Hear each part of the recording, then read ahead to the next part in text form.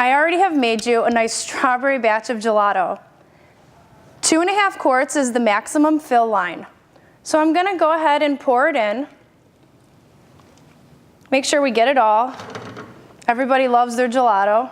And I'm gonna close the door lid again.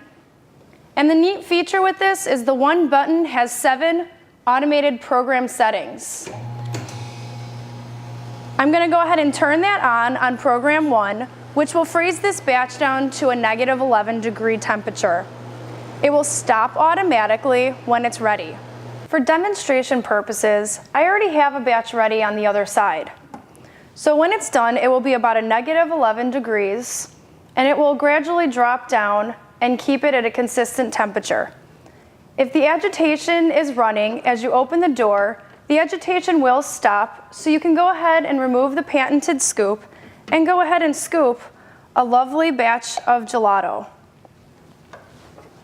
Thank you for visiting us at ABS & Taylor Kitchen and Showroom. For any additional information, please visit us at our website at absandtaylor.com.